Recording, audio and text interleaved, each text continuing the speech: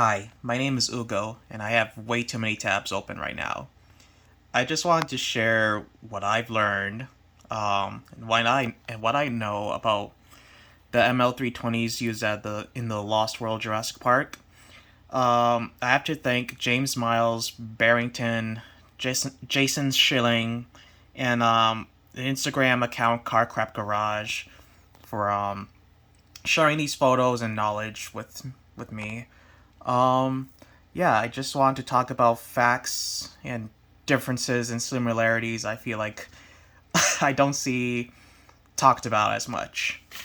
So, let's get to it. This is the second time I'm recording this. First time I was not organized, but this time I'm prepared. I hope. So, first off, this picture is photoshopped. This never happened. This is the original. This ML never went to the island, and it never shared space with the other two MLs. Besides being worked on in the shop. So this is the real one, the real image. I don't know who or what made this image, but this image tends to be shared a lot. I just wanted to let you know it's fake, and I get a little annoyed every time this is shared. So, let's go on with the three MLs. Also, I want to mention that some of these facts I learned from production notes from the RV restoration video series. So, from left to right, we have Fontana, Montana, and Santana. I'll go over the similarities. Fontana and Montana both have bubble roofs and side mirrors. Fontana and Santana both have cargo boxes and roof lights. All of them, of course, have bumper lights. Same bumper lights, I should say. And also, they have interior netting and some form of diamond plated interior. Now, Fontana was the one that Nick Van Owen drove the Baby Rex in the island. Montana was the one that never made it to the island because there wasn't an extra driver. And in my heart, I believe that this one would have been driven by Sarah Harding. Santana is Eddie Carr's pickup variant and version. Depending on which one you're looking at, one of them has cargo boxes and the other one doesn't. I also got to point out that this is also photoshopped. The boxes in the rear are photoshopped, and these are the one. This ML was from the one in Germany. I can tell because of the shape of the light order. But yeah, let me move on to my notes. Thank you. Let me go over the differences of each one. So, Fontana. This one, and it took me a while, and I feel like no one ever pointed it out because it's such a small thing. It does not have side marker lights on the fender. So, in theory, you could get a 2000 to 2002 to 2005 ML and replace the bumper with an older one and replace the side mirrors with an older one, the first generation, I should say. And that should work out with Fontana. Now, if you look now, the rear one not only does it have a bulbar roof, but it also has a bubble dome. Another difference is the cargo boxes. They're double cargo boxes, whereas Santana only has like one cargo box in the very bottom. This one has 2, of course. What else? Oh yeah. The roof lights. They are Go Light Radio Ray portable searchlights, marine searchlights. I should say. And those are located right by the boxes, of course. And it also has a snorkel. And wow, this this build, I should say, is probably going to be the most complex build you can make out of the 3 MLs. Next picture. There's a better view of the snorkel, the double cargo boxes. I think I just realized something. Oh yeah. So both the Fontana and Montana have side mirror lights, but if you look at this one, this is Fontana. You could tell with the snorkel. Fontana has PIAA 80 Pro X lights. You can tell by like the little grooves in the back. It's a bit chunky. Montana, I'll show you later, has hella Comet 500 lights on the mirrors. A bit more, I guess, skinnier and flatter in the back. Yeah. I'm not gonna go there yet. I'm just looking at my notes. Okay, so on to Montana. If I can pick the right picture.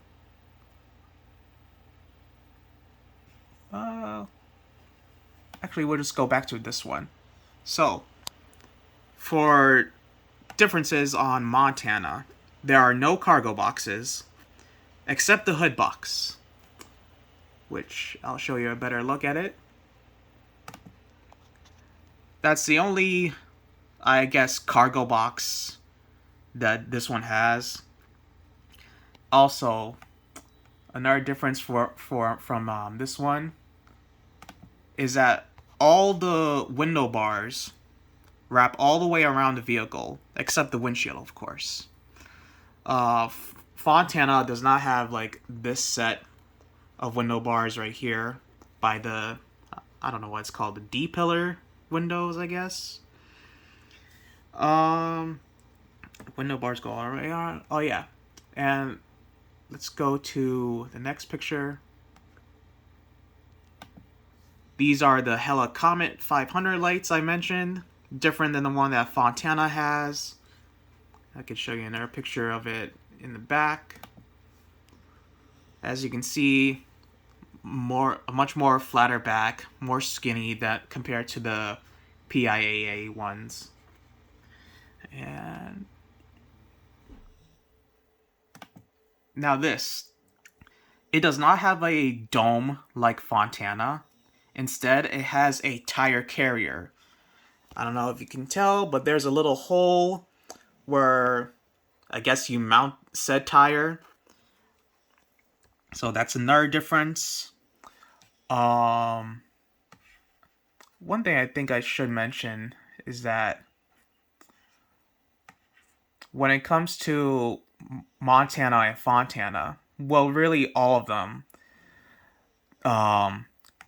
the whole roof is cut off. The whole roof is cut off and it is hollowed out. Unlike like the Explorers, where like you could have like you could just mount the roof box on the bottom, whereas this is the inside of what's it called? Montana's roof box is completely hollow. The whole roof is cut off. So I don't know in regards to structure, strength, whatever it'll be if someone builds this. But yeah, another interesting fact I like to point out is that they literally just sit the bubble on top and not bother putting epoxy on it. as you can see with this like gap. So I don't know if it's the same for Fontana. I haven't seen like anyone take pictures of Fontana's bubble roof. Um, the one in Germany for Fontana had its roof replaced and looks more like the bubble roof that Islands of Adventures Explorer has. And the bubble roof in Universal Studios Hollywood, along with the Bubble Dome, is immaculate.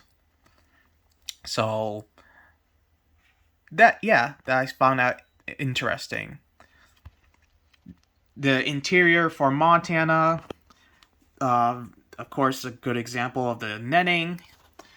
It has this little thing. I'm not gonna go over it because I don't know what to call it. But so I'm not really gonna go over like anything that the reference section in the motor pool website says. But this thing's in custom made, I know. You can get the monitor. Other than that, I guess it's a fusion of the monitor and like the stock. I would say production model stock. What is it? GPS system for the MLs. And yeah, now let's go on to Santana. All right, so Santana, it has a completely flat plexiglass roof, and let's be real, it is on there poorly. Even in the film, we saw water dripping through the roof. So yeah, I guess the only thing I guess positive I should say about it is that they did not cut the roof completely off. They left this rear section in for the light bar up above. So yeah, it also depending on which version you're looking at, I'm just using this one for example from the one in Germany. It has a single cargo box on each side. This one, of course, doesn't have it because it was used in the scene for the what's it called? The convoy scene.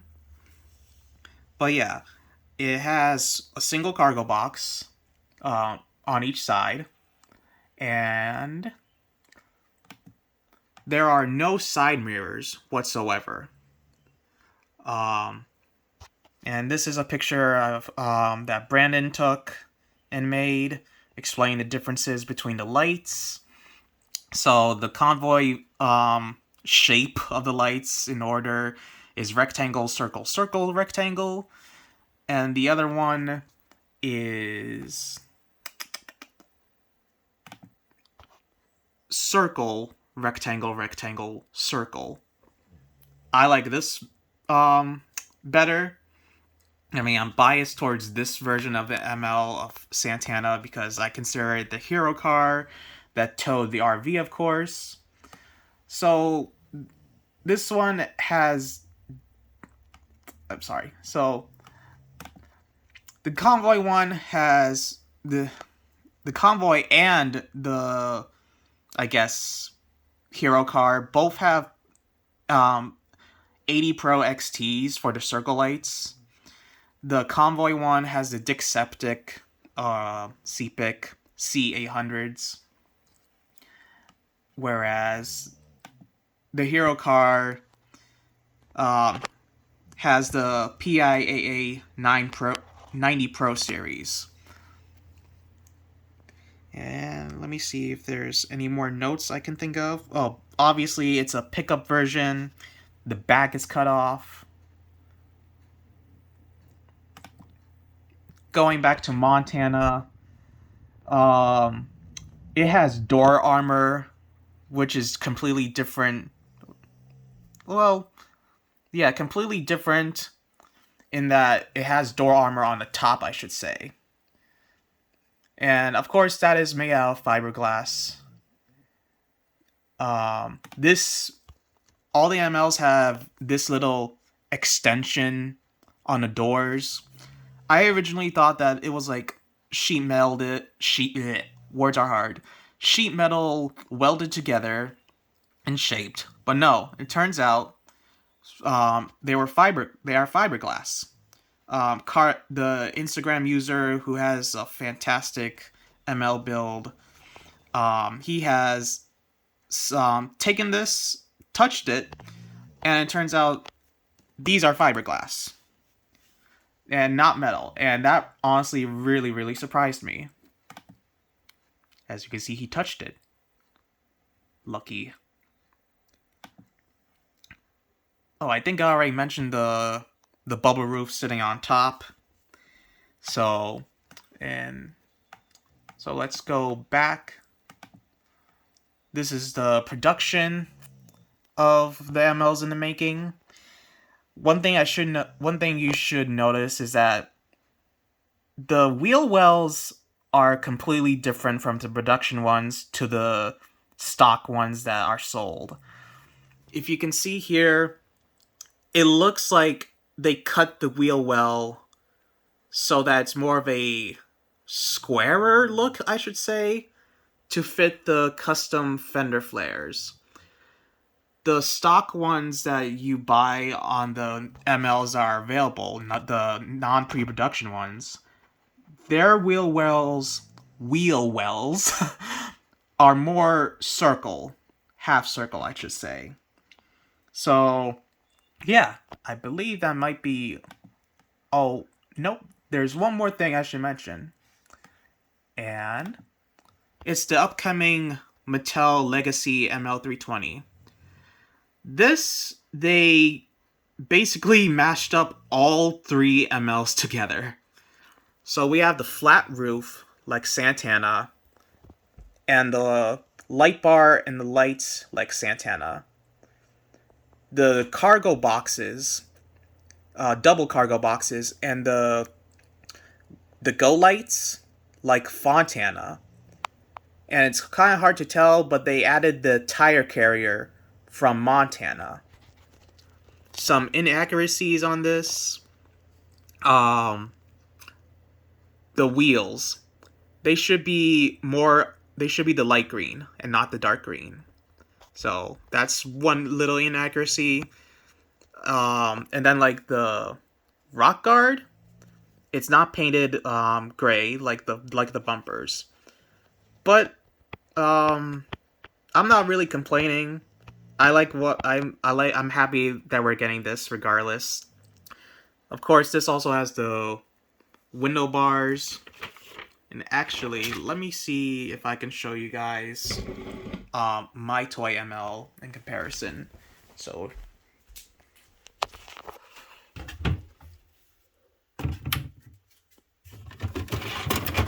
don't judge me. Yes, I have toys in my little kitchen. Alright, so as you can see, here's the Legacy ML, and of course, this is the RC ML sold in 97. It was, yeah, RC in 97. The guards are gone. The go lights are gone, but I'm happy I got this. Of course, the snorkel. And I gotta say that the paint pattern is, I'd say, pretty spot on, if not dead on, towards the screen used one. I'm not saying the colors are right. They're close. I think the light green is too saturated. And I think the brown beige is too pale and should be more of this muddy brownish orangish color. But other than that, yeah, that's all I had to share. I'm sorry if this was awkward, but I feel like this was better for me to record a second time around. Trust me, guys, the first time I was a mess. I was a hot mess and not as organized. But yeah, those are some facts of the ML320s that I feel like don't get mentioned enough, and facts that I found interesting. Alright, have a good day now, everyone.